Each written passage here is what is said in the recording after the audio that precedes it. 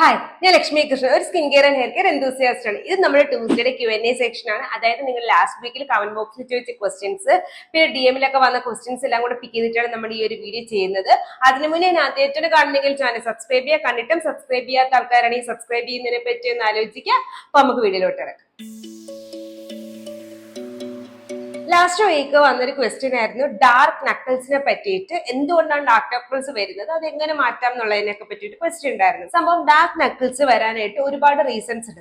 അതിനകത്ത് ഒന്നാമത്തെ റീസൺ ആണ് ഹെറിഡിറ്റി, അതായത് പാരമ്പര്യമായിട്ട് വരുന്നുണ്ടെങ്കിൽ നമുക്ക് അങ്ങനെ വരാം. രണ്ടാമത്തത് സൺ എക്സ്പോഷർ റീസൺ ആണ്. മൂന്നാമത്തേന്ന് വെച്ചാൽ എന്തെങ്കിലും നിങ്ങൾ മെഡിക്കേഷൻസ് എടുക്കുന്നുണ്ടെങ്കിൽ, എക്സ്പെഷ്യലി ഓറൽ കോൺട്രാസെപ്റ്റീവ്സ് എടുക്കുന്നുണ്ടെങ്കിൽ, അല്ലെങ്കിൽ നിങ്ങൾ കീമോതെറാപ്പീസ് ഒക്കെ ചെയ്യുന്നുണ്ടെങ്കിൽ, ടെട്രാസൈക്ലിൻ പോലെയുള്ള ആന്റിബയോട്ടിക്സ് എടുക്കുന്നുണ്ടെങ്കിൽ നിങ്ങൾക്ക് ഒരു ഹൈപ്പർപിഗ്മെന്റേഷൻ വരാം. പിന്നെ എന്തെങ്കിലും അണ്ടർലൈൻ ഹെൽത്ത് ഇഷ്യൂസ് ഉണ്ടെങ്കിൽ, അതായത് നിങ്ങൾക്ക് diabetic mellitus, obesity, PCOS, Addison disease, ഇതുപോലെ എന്തെങ്കിലും അണ്ടർലൈൻ മെഡിക്കൽ ഇഷ്യൂസ് ഉണ്ടെങ്കിൽ നമുക്ക് വരാം. അതല്ലെങ്കിൽ എന്തെങ്കിലും സ്കിൻ കണ്ടീഷൻ, അതായത് എക്സിമ, സൊറൈസിസ്, ഡെർമറ്റൈറ്റിസ്, ഇങ്ങനെ എന്തെങ്കിലും സ്കിൻ ഡിസീസ് ഉണ്ടെങ്കിൽ നിങ്ങൾക്ക് വരാം. അതല്ല എന്നുണ്ടെങ്കിൽ നമ്മുടെ ഈ പ്രത്യേകിച്ച് ഈ നക്കിൾസിന് അവിടേക്ക് ഒരു വയലറ്റ് കളർ ഇൻഫ്ലമേഷൻസ് വരും സ്കിൻ ഡിസീസ് ആയിട്ട്. അത് കാരണം നമുക്ക് ആ ഒരു നക്കിൾസ് ഡാർക്ക്നെസ് വരുന്നതായിട്ട് തോന്നും. പിന്നെ റീസൺ എന്തെന്ന് വെച്ചാൽ അക്കാന്തോസിസ് നൈഗ്രിക്കൻസ് ആണ്. അത് നമ്മുടെ ബോഡിയിൽ ഇൻസുലിന്റെ അളവ് ഭയങ്കരമായിട്ട് കൂടുന്നത് കാരണം നമ്മുടെ ആ സ്കിന്നൊക്കെ തിക്കായിട്ട് വരും.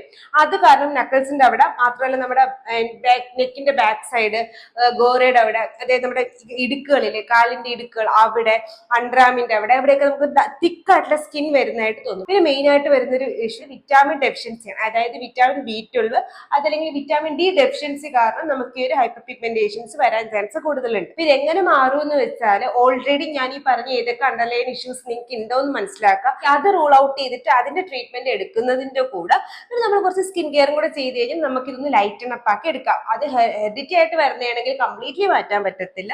അല്ലാത്തൊക്കെയാണെങ്കിൽ നമുക്ക് പഴയതുപോലെ ആക്കി എടുക്കാനായിട്ട് ഈസിലി പറ്റും. അതിന് ഫസ്റ്റ് യൂസ് ചെയ്യേണ്ടത് എന്തെന്ന് വെച്ചാൽ ഒരു ഗ്ലൈക്കോളിക് ആസിഡിന്റെ ക്രീമോ അതല്ലെങ്കിൽ സിറമോ ആണ്. നമുക്ക് കയ്യിലൊക്കെ ആയിട്ട് ഗ്ലൈക്കോ 12 വരെ യൂസ് ചെയ്യാം.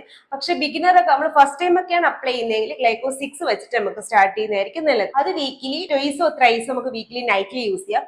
നെക്സ്റ്റ് ഡേ മസ്റ്റ് ആയിട്ടും സൺസ്ക്രീൻ യൂസ് ചെയ്യാം. മാത്രമല്ല ഗ്ലൈക്കോ 6 അതിൽ എന്ത് യൂസ് ചെയ്യുന്നതിന്റെ ടൈമിലും നന്നായിട്ട് മോയിസ്ചറൈസർ അപ്ലൈ ചെയ്യാനായിട്ട് ശ്രദ്ധിക്കാം. പിന്നെ നിങ്ങൾക്ക് അവിടെ നല്ല ഇച്ചിനെസ് ഒക്കെ ഉണ്ട്, നിങ്ങൾക്ക് അവിടെ ഒരു നീറ്റിലൊക്കെ ഉണ്ടെങ്കിൽ ഈ ഗ്ലൈക്കോ 6 യൂസ് ചെയ്യാതെ ഡെർമറ്റോളജിസ്റ്റിനെ കാണുന്നതാണ് ഏറ്റവും ബെസ്റ്റ്. കാരണം ഒരു എക്സ്ഫോളിയേറ്റിംഗ് സാധനം ഈ ഗ്ലൈക്കോ 6 അല്ലെങ്കിൽ ഗ്ലൈക്കോളിക് ആസിഡ് അഥവാ ഏജ് എന്നൊക്കെ പറയുന്നത് ഒരു ടൈപ്പ് എക്സ്ഫോളിയേറ്റിംഗ് ഏജന്റ് ആണ്. അപ്പൊ ആ എക്സ്ഫോളിയേഷൻ നമ്മുടെ ഡെഡ് സ്കിൻ റിമൂവ് ചെയ്യുന്നതിന്റെ കൂടെ നമുക്ക് ആ ഒരു ഇറിറ്റേഷൻ ഉള്ളിടത്തോട്ട് ഇറങ്ങി ചെന്നിട്ട് വീണ്ടും അത് ഇറിറ്റേറ്റഡ് ആക്കാനുള്ള ചാൻസ് ഉണ്ട്. അപ്പൊ അങ്ങനെ എന്തെങ്കിലും ഇറിറ്റേഷൻസ് നിങ്ങൾക്ക് അവിടെ ഉണ്ടെങ്കിൽ ഇത് യൂസ് ചെയ്യാനും പാടില്ല. അപ്പൊ ഞാൻ പറഞ്ഞ പോലെ ഗ്ലൈക്കോ 6 ക്രീം യൂസ് ചെയ്ത് കഴിഞ്ഞാൽ വീക്കിലി വൺസോ ട്വൈസോ ഒക്കെ നമ്മൾ യൂസ് ചെയ്ത് കഴിഞ്ഞാൽ നമുക്കത് ഒരു പരിധിവരെ അത് മാറ്റും.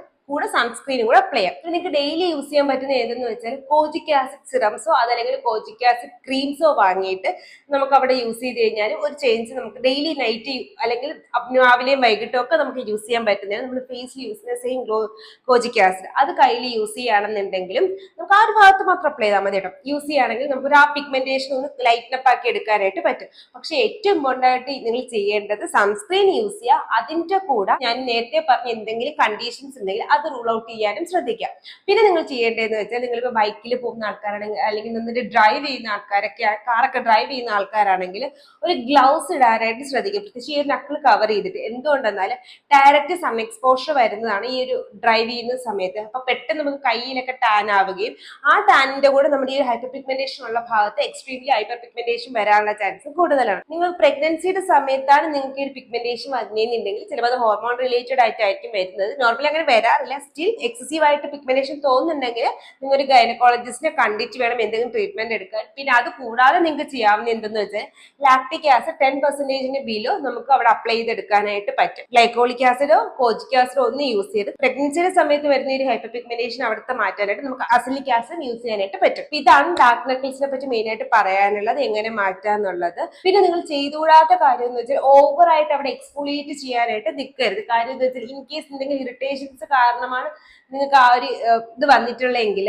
നിങ്ങൾ വീണ്ടും എക്സ്ഫോളിയേറ്റ് ചെയ്യുമ്പോൾ ആ ഇറിറ്റേഷൻസ് കൂടാൻ ചാൻസ് കൂടുതലാണ്. അപ്പൊ എന്താ ചെയ്യേണ്ടതെന്ന് വെച്ചാൽ DIY സ്ക്രബുകളിനേക്കാളും നല്ലത് ഫൈൻ ഗ്രാനുൾസിൽ വാങ്ങിക്കാൻ കിട്ടുന്ന സ്ക്രബുകൾ ഉണ്ട്, അത് വാങ്ങിച്ച് യൂസ് ചെയ്യുക. അല്ലെന്നുണ്ടെങ്കിൽ നിങ്ങൾക്ക് അത് യൂസ് ചെയ്യാൻ പേടിയുണ്ടെങ്കിൽ നിങ്ങൾക്ക് ഏതെങ്കിലും AHA ബോഡി വാഷസ് യൂസ് ചെയ്താലും, അതായത് AHA ബോഡി വാഷ് എന്ന് പറയുന്നത് ഒന്നുകിൽ ലാക്ടിക് ആസിഡോ അല്ലെങ്കിൽ ഗ്ലൈക്കോളിക് ആസിഡോ അടങ്ങിയതായിരിക്കും. ഇത് രണ്ടും നമ്മൾ ഡെഡ് സ്കിന്നെ റിമൂവ് ചെയ്തിട്ട് അവിടുത്തെ നമ്മുടെ നോർമൽ സ്കിന്ന് പുറത്തോട്ട് വരാനായിട്ട് ഹെൽപ്പ് ചെയ്യും. അപ്പൊ അതുകൊണ്ട് AHA ബോഡി വാഷും നമുക്ക് ആ ഒരു ഭാഗത്ത് യൂസ് ചെയ്യാൻ പറ്റുന്നതാണ്. പക്ഷെ ശ്രദ്ധിക്കേണ്ട കാര്യം എന്തെന്ന് വെച്ചാൽ നമ്മൾ ഈ DIY സ്ക്രബേഴ്സ് നമ്മളവിടെ ഒരിക്കലും ഉണ്ടാവണം എന്തെന്ന് വെച്ചാൽ നമ്മളായിട്ട് പൊടിക്കുന്നതാണ്. അപ്പൊ അത് അത്രയും ഫൈൻ ആയിട്ടുള്ള ഗ്രാനുൾസ് അല്ലാന്നുണ്ടെങ്കിൽ നമുക്ക് അവിടെ ഇറിറ്റേഷൻസ് വരാൻ ചാൻസ് ഉണ്ട്. അതല്ലെങ്കിൽ കംപ്ലീറ്റ്ലി പൗഡർ ഫോമിലുള്ള സ്ക്രബുകൾ ഉണ്ടാവില്ല, നമ്മൾ കോഫി പൗഡർ ആയാലും കംപ്ലീറ്റ്ലി ഫൈൻ ഗ്രാനുൾസ് ഉണ്ട്, നല്ല ലിറ്ററലി കോഫി പൊടി, അതാണെങ്കിൽ യൂസ് ചെയ്ത്, അല്ലാണ്ട് മറ്റേ തരിതരിയായിട്ടിരിക്കുന്ന കോഫി പൗഡർ യൂസ് ചെയ്യാതിരിക്കാനും ശ്രദ്ധിക്കുക. അരിമാവൊക്കെ അവിടെ വെച്ച് സ്ക്രബ് ചെയ്യുന്ന ഞാൻ കണ്ടിട്ടുണ്ട്. നമ്മൾ പുട്ടിനൊക്കെ പൊടിക്കുന്ന അരിയുടെ അത്രയും ഫൈൻ ആയിട്ടുള്ളതാണെങ്കിൽ നിങ്ങൾ യൂസ് ചെയ്തോ, കാരണം ഫൈൻ ഗ്രാനുൾസ് ആണ്, കുഴപ്പമുണ്ടാവില്ല.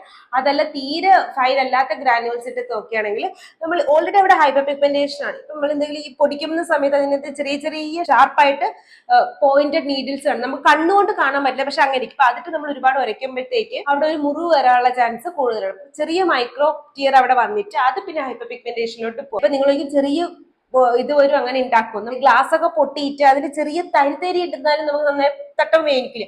അപ്പൊ അത്രയും ഷാർപ്പ് അല്ലാന്നുണ്ടെങ്കിൽ ഇത് ഷാർപ്പ് ആയിട്ടുള്ളതാണ്, അതിട്ട് നമ്മൾ ഒരയ്ക്കല്ലേ. അപ്പൊ അതുകൊണ്ട് തന്നെ അവിടെ ഒരു ഇറിറ്റേഷൻസ് വരാനുള്ള ചാൻസ് കൂടുതലാണ്. അപ്പൊ അതൊന്ന് ശ്രദ്ധിക്കുന്നത് നല്ലതാണ്. അപ്പൊ ഇതാണ് ഡാർക്ക് നക്കിൾസിനെ പറ്റി പറയാനുള്ളത്. അടുത്തത് പ്രഗ്നൻസി റിലേറ്റഡ് ആയിട്ടുള്ള ഒരു ക്വസ്റ്റ്യൻ ആണ്. രണ്ടെണ്ണം ഉണ്ടായിരുന്നു. ഒന്ന്, ഏത് അസിലിക് ആസിഡാണ് പ്രഗ്നൻസിയുടെ സമയത്ത് സേഫ്? രണ്ടെന്ന് വെച്ചാൽ ഏത് ബോഡി മോയിസ്ചറൈസറാണ് നമുക്ക് പ്രഗ്നൻസിയുടെ സമയത്ത് യൂസ് ചെയ്യാൻ പറ്റുന്നെന്നുള്ളത്. അസിലിക് ആസിഡിലോട്ട് പോവാണെങ്കിൽ ഏത് അസിലിക് ആസിഡും സേഫ് ആണ്. അതിനകത്ത് കോജിക് ആസിഡ് ഒന്നും ആൽഫ ആർബിറ്റിനൊന്നും റെറ്റിനോളൊന്നും ഒന്നും എഴുതിയിട്ടില്ല എന്നുണ്ടെങ്കിൽ അത് സേഫ് ആണ്. പിന്നെ നിങ്ങൾക്ക് റെക്കമെൻഡേഷൻസ് വേണമെങ്കിൽ നമ്മൾ ഡോക്ടർ ഷേത്തിലത് അല്ലെങ്കിൽ എർത്രൂതത്തിൻ്റെത്, പ്ലമ്മിൻ്റെത്, ഗ്യാബിറ്റിൻ്റെത്, അല്ലെങ്കിൽ നമ്മൾ അസീഡം 10, ഇതെല്ലാം നമുക്ക് യൂസ് ചെയ്യാൻ പറ്റിയ കുറച്ച് അസിലിക് ആസിഡുകളാണ്. പിന്നെ അടുത്ത ബോഡി മോയിസ്ചറൈസറിലോട്ട് പോവാണെങ്കിൽ AHA BHA ബോഡി മോയിസ്ചറൈസർ അവിടെ നിൽക്കട്ടെ. നോർമലി നമുക്ക് ഏത് ബോഡി മോയിസ്ചറൈസറും യൂസ് ചെയ്യാൻ പറ്റും. അതിനകത്ത് റെറ്റിനോളിന്റെ അളവൊന്നും ഉണ്ടാവാതിരിക്കാൻ മാത്രം ശ്രദ്ധിക്കുക. റെറ്റിനോള് കോജിക് ആസിഡിന്റെ ഒന്നും അളവില്ലാതിരിക്കാനായിട്ട് ശ്രദ്ധിക്കുക. പിന്നെ അല്ലാതെ ഏതൊക്കെയാന്ന് ചോദിച്ചാൽ ബോഡി മോയിസ്ചറൈസർ നമുക്ക് lactic acid body moisturiser use ചെയ്യും. ഈ ബോഡി വൈസിന്റെ ഫസ്റ്റ് പ്രയോറിറ്റി, കാരണം അതിനകത്ത് 5% ലാക്ടിക് ആസിഡേ ഉള്ളൂ. പിന്നെ നമ്മുടെ സുഗന്ധയിലും ഡോക്ടർ ഷേത്തിലും ഒക്കെ ലാക്ടിക് ആസിഡ് ബോഡി വാഷ് ഉണ്ട്. അതല്ലെങ്കിൽ നമ്മുടെ കെമിസ്റ്റ് പ്ലേയുടെ 5% AHA ബോഡി മോയിസ്ചറൈസറും നല്ലൊരു ഓപ്ഷനാണ്. ഇതാണ് പ്രഗ്നൻസി റിലേറ്റഡ് ആയിട്ടുള്ള രണ്ട് ക്വസ്റ്റ്യൻസ്. പിന്നെ നമ്മൾ പ്രഗ്നൻസിയെ പറ്റി ഓൾറെഡി വീഡിയോസ് ചെയ്തിട്ടുണ്ട്, ഞാൻ ഐക്കാർഡിൽ കൊടുക്കുക, ഒന്ന് കണ്ടു നോക്കാം. പിന്നെ ഡൗട്ട് ഉണ്ടെങ്കിൽ കമന്റ് ബോക്സിൽ ചോദിച്ചാൽ മതി, നമുക്ക് വേറെ വീഡിയോ ചെയ്യാം. അടുത്ത ക്വസ്റ്റ്യൻ എന്ന് വെച്ചാൽ ഹെയറിന്റെ പോറോസിറ്റിയെ പറ്റിയിട്ടായിരുന്നു. അതായത് എങ്ങനെയാണ് നമ്മൾ ഹെയറിന്റെ പോറോസിറ്റി മനസ്സിലാക്കുന്നുള്ളത് എന്നാണ് ചോദിച്ചേക്കുന്നത്. പക്ഷെ അതിന് മുന്നേ എന്താണ് ഹെയർ പോറോസിറ്റി? ഹെയർ പോറോസിറ്റി എന്ന് വെച്ചാൽ നമ്മുടെ മുടിയിൽ എത്രത്തോളം വെള്ളം പിടിച്ചു നിർത്താൻ പറ്റും എന്നുള്ളതിനെയാണ് നമ്മൾ പോറോസിറ്റി എന്ന് പറയുന്നത്. അത്ര ടൈമിൽ നമുക്ക് മുടിയിൽ വെള്ളം പിടിക്കാം, ഫാസ്റ്റ് ആയിട്ട് പിടിക്കാൻ പറ്റും, അതെ പിടിക്കത്തില്ല, അങ്ങനെയൊക്കെ ഉള്ളതിനെ വെച്ചിട്ടാണ് നമ്മുടെ ഹെയറിന്റെ പോറോസിറ്റി പറയുന്നത്. അപ്പൊ മെയിൻ ആയിട്ട് നമുക്ക് low, medium, high porosity hairs ആണ് ഉള്ളത്. ഇതിനകത്ത് ലോ പോറോസിറ്റി ഹെയർ എന്ന് പറയുമ്പോൾ നമ്മുടെ ഹെയറിന്റെ സ്ട്രാൻഡിൽ ഇതിനകത്ത് ക്യൂട്ടിക്കിൾസ് ആണ് ഫോം ചെയ്തേക്കുന്നത്, വെച്ചിട്ടാണ് നമ്മുടെ ഹെയർ സ്റ്റാൻഡ്സ് ഫോം ചെയ്തേക്കുന്നത്. ഈ ക്യൂട്ടിക്കിൾസ് എല്ലാം ടൈറ്റ് ആയിട്ട് പാക്ക് ചെയ്ത് വെച്ചേക്കുക. അതുകൊണ്ട് തന്നെ നമ്മുടെ വെള്ളത്തിനകത്തോട്ട് കയറാൻ ഭയങ്കര ബുദ്ധിമുട്ടായിരിക്കും. അപ്പൊ അത് വെള്ളം കയറാൻ ബുദ്ധിമുട്ടാണ്, അതുകൊണ്ട് തന്നെ മോയിസ്ചറൈസർ ഒക്കെ ഒന്നും കയറത്തില്ല. പക്ഷെ കയറി കഴിഞ്ഞാൽ പുറത്തോട്ട് പോകത്തില്ല, കാരണം ടൈറ്റ് ആയിട്ടാണല്ലോ ഈ ക്യൂട്ടിക്കിൾസ് ഇരിക്കുന്നത്, പുറത്തോട്ട് പോകാനും ടൈം എടുക്കും. അങ്ങനെയുള്ള ഹെയറിനാണ് നമ്മൾ ലോ പോറോസിറ്റി ഹെയർ എന്ന് പറയുന്നത്. ഈ ഹെയർസ് നമ്മൾ കുളിച്ചു കഴിഞ്ഞാൽ മുടി ഉണങ്ങാനായിട്ട് ടൈം എടുക്കുന്നതിനെയാണ് നമ്മൾ ലോ പോറോസിറ്റി ഹെയർസ് എന്ന് പറയുന്നത്. അടുത്ത മീഡിയം പോറോസിറ്റി ഹെയർ. മീഡിയം എന്ന് പറയുമ്പോൾ നമ്മുടെ ക്യൂട്ടിക്കിൾസ് ഈവൻലി പാക്ഡ് ആയിരിക്കും, വെള്ളം കയറാനും എളുപ്പമാണ്, അതുപോലെ തന്നെ നമ്മുടെ ഹെയറിൽ ആ മോയിസ്ചറൈസർ അധികം നേരം നിൽക്കുകയും ചെയ്യും. ഇനി മീഡിയം പോറോസിറ്റി ഹെയർസ് എന്ന് വെച്ചാൽ നമ്മുടെ ക്യൂട്ടിക്കിൾസ് നല്ല ഭയങ്കര ഡിസ്റ്റൻസ് ഇട്ടായിരിക്കും പാക്ക് ചെയ്ത് വെച്ചേക്കുന്നത്. അത് കാരണം പെട്ടെന്ന് തന്നെ വെള്ളം കയറും, പക്ഷെ അതുപോലെ തന്നെ ഈ ഒരു ഗ്യാപ്പ് ഉള്ളതുകൊണ്ട് പെട്ടെന്ന് തന്നെ വെള്ളം പോവുകയും ചെയ്യും. നിങ്ങൾ എക്സ്ട്രീംലി ഡ്രൈ ഹെയർ ഒക്കെ ആണെങ്കിൽ നിങ്ങൾക്കുള്ളത് ഹൈ പോറോസിറ്റി ഹെയർ ആവാനാണ് ചാൻസ് കൂടുതൽ. ഇതാണ് പോറോസിറ്റി. എന്താണ് പോറോസിറ്റി, എങ്ങനെ മനസ്സിലാക്കാൻ ഐഡിയ കിട്ടിയാലും ഇത് നമുക്ക് എങ്ങനെ കണ്ടുപിടിക്കാം? നിങ്ങളുടെ ഹെയറിന്റെ പോറോസിറ്റി, ഒരു ഗ്ലാസ് വെള്ളം എടുക്കുക, അതിനകത്തോട്ട് നിങ്ങളുടെ കുറച്ച് ഹെയർ സ്ട്രാൻഡ്സ് ഇടുക. അപ്പൊ നിങ്ങളുടെ മുടി മുകളിൽ ഫ്ലോട്ട് ചെയ്ത് കിടക്കുകയാണെന്നുണ്ടെങ്കിൽ ലോ പോറോസിറ്റി എന്ന് പറയാം. അതല്ല ഒരു മീഡിയം നടുക്ക് ഇങ്ങനെ നിൽക്കുകയാണെങ്കിൽ മീഡിയം പോറോസിറ്റി, താഴെ പോവാണെങ്കിൽ ഹൈ പോറോസിറ്റി. ഇനി എന്തിനൊക്കെയാണ് ഈ ഹെയറിന്റെ പോറോസിറ്റി ഡിപ്പെൻഡ് ചെയ്യുന്നത്? മെയിൻ ആയിട്ട് ഡിപ്പെൻഡ് ചെയ്യുന്നത് ജെനറ്റിക്സ് വെച്ചിട്ടാണ്. അതായത് നമ്മൾ പാരമ്പര്യമായിട്ട് നമ്മുടെ ഹെയറിന്റെ പോറോസിറ്റി ഡിപ്പെൻഡ് ആവും. അതുപോലെ തന്നെ നമ്മുടെ പൊല്യൂഷൻ, ഹ്യൂമിഡിറ്റി ഇതിനെയൊക്കെ ഡിപ്പെൻഡ് ചെയ്യും. പിന്നെ നമ്മൾ എന്തെങ്കിലും കെമിക്കൽ ട്രീറ്റ്മെന്റ് എടുത്തിട്ടുണ്ടെങ്കിൽ അതും ഹെയറിന്റെ പോറോസിറ്റിയെ ഡിപ്പെൻഡ് ചെയ്യും. പിന്നെ നമ്മുടെ ഗ്രാജുവലി ഇപ്പൊ നിങ്ങൾക്ക് പണ്ട് ചിലപ്പോൾ ലോ പോറോസിറ്റി ആണെങ്കിൽ ചിലപ്പോൾ ഗ്രാജുവലി ഹൈ പോറോസിറ്റി ആവാം, അങ്ങനെയൊക്കെ ചേഞ്ച് ആവാം. ഇതിന് റീസൺ എന്തെന്ന് വെച്ചാൽ നമ്മുടെ ഹെയറിൽ ഉണ്ടാവുന്ന സ്ട്രക്ചറൽ ചേഞ്ചസ്, സ്ട്രക്ചറൽ ഡാമേജസ് ഒക്കെ കാരണം നമുക്കുള്ള ഹെയറിന്റെ പോറോസിറ്റി ഡിപ്പെൻഡ് ചെയ്യും. അപ്പൊ ഒരു കാലത്ത് നിങ്ങളുടെ ഹെയർ ഇതായതുകൊണ്ട് നിങ്ങൾക്ക് ഇപ്പോഴും നിങ്ങൾക്ക് ഒരു കാലത്ത് നിങ്ങളുടെ ഹെയർ ലോ പോറോസിറ്റി ആണെന്ന് വെച്ചിട്ട് ജീവിതകാലം മൊത്തം ലോ പോറോസിറ്റി ആവണം എന്നില്ല. അത് ചേഞ്ച് ആവും എന്നുള്ളതാണ് ഞാൻ പറഞ്ഞത് നേരത്തെ. ഇവിടെ ക്ലൈമറ്റ്, പൊല്യൂഷൻ ഇതിനെയൊക്കെ ഡിപ്പെൻഡ് ചെയ്യുന്നതുകൊണ്ട് തന്നെ അതിന്റെ പോറോസിറ്റി മാറാനായിട്ട് ചാൻസ് കൂടുതലാണ്. ഇത് നമ്മൾ പോറോസിറ്റി അനുസരിച്ച് എങ്ങനെ പ്രൊഡക്റ്റ് യൂസ് ചെയ്യാം എന്നുള്ളതിനൊക്കെ പറ്റിയിട്ട് നമ്മൾ ഓൾറെഡി ഒരു വീഡിയോ ചെയ്തിട്ടുണ്ട്, ഞാൻ ഐക്കാർഡിൽ കൊടുക്കാം. അതുകൂടെ കണ്ടു കഴിഞ്ഞാൽ നിങ്ങൾക്ക് കുറച്ചുകൂടെ ഡീറ്റെയിൽ ആയിട്ട് മനസ്സിലാവും. പിന്നെ എന്തെങ്കിലും ഡൗട്ട് ഉണ്ടെങ്കിൽ കമന്റ് ബോക്സിൽ ചോദിച്ചാൽ നമുക്ക് അതിനെപ്പറ്റി ഡീറ്റെയിൽ ആയിട്ട് വേറെ വീഡിയോയോ അതല്ലെങ്കിൽ ഇതുപോലെ Q&A ചെയ്യാം. അടുത്തൊരു ക്വസ്റ്റ്യൻ എന്ന് വെച്ചാൽ ഞാൻ നമ്മുടെ നിഷ്കെയറിന്റെ ലാക്ടിക് ആസിഡ് ബോഡി ലോഷനെ പറ്റി ഇട്ടിട്ടുണ്ടായിരുന്നു. അത് ഏത് ഏജ് ഗ്രൂപ്പ് തൊട്ട് സ്റ്റാർട്ട് ചെയ്യാന്നുള്ളതായിരുന്നു. ആ ബോഡി ലോഷൻ എന്ന് വെച്ചാൽ നമ്മുടെ ലാക്ടിക് ആസിഡ് 10%, 1% സാലിസിലിക് ആസിഡും കൂടെ അടങ്ങിയ ബോഡി ലോഷൻ ആയതുകൊണ്ട് തന്നെ ഞാൻ പ്രഗ്നൻസി സേഫ് ആയിട്ട് പറയത്തില്ല. ആ സമയത്ത് പറയാത്ത അതുകൊണ്ടാണ് കേട്ടോ. ഇത് മാക്സിമം നിങ്ങൾ എബോ ടീനേജേഴ്സിന്റെ ടൈമിൽ യൂസ് ചെയ്യുന്നതാണ് നല്ലത്. അതായത് 18 ഏജിൽ എബോ നമുക്ക് lactic acid body lotions start ചെയ്യുന്നതായിരിക്കും നല്ലത്. പക്ഷെ നിങ്ങൾക്ക് വേണമെങ്കിൽ AJ/BHA ബോഡി വാഷസ് യൂസ് ചെയ്യാം. അത് ഡെയിലി യൂസ് ചെയ്യരുത്. നിങ്ങൾ വൈകിട്ട് ഒരാഴ്ച 2 ദിവസമോ 3 ദിവസം നിങ്ങൾക്ക് AJ/BHA ബോഡി വാഷ് യൂസ് ചെയ്യാം.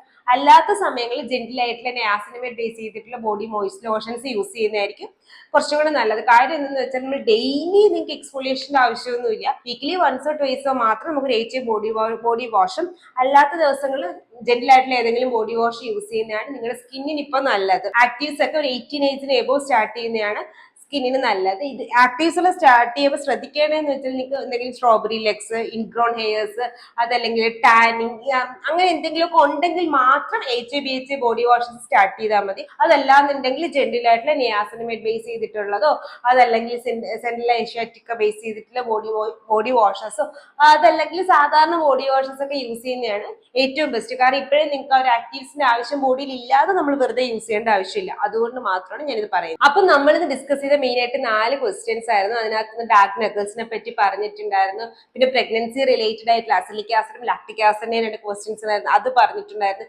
ഹെയറിന്റെ പോറോസിറ്റിയെ പറ്റി പറഞ്ഞിട്ടുണ്ടായിരുന്നു. പിന്നെ AJ ബോഡി ലോഷനെ പറ്റി അത് ഏത് ഏജ് ഗ്രൂപ്പിൽ സ്റ്റാർട്ട് ചെയ്യാന്നുള്ളതിനെ പറ്റി നമ്മൾ പറഞ്ഞിട്ടുണ്ടായിരുന്നു. ഇതല്ലാണ്ട് എന്തെങ്കിലും ക്വസ്റ്റ്യൻസ് നിങ്ങൾക്ക് ഉണ്ടെങ്കിൽ കമന്റ് ബോക്സിൽ ചോദിച്ചാൽ നമുക്ക് നെക്സ്റ്റ് വീക്കിൽ നമുക്ക് അതിന്റെ ഡൗട്ട്സ് തീർക്കാവുന്നതാണ്. വീഡിയോ ഇഷ്ടപ്പെട്ടാൽ ചാനൽ ലൈക്ക് ചെയ്യുക, ഷെയർ ചെയ്യുക, സബ്സ്ക്രൈബ് ചെയ്യുക. ഇതുപോലത്തെ skin care and hair care video ആയിട്ടുള്ള ട്യൂസ്ഡേയും തേഴ്സ്ഡേയും സൺഡേസിലും വരുന്നവരെ it's Lakshmi signing off. Tata.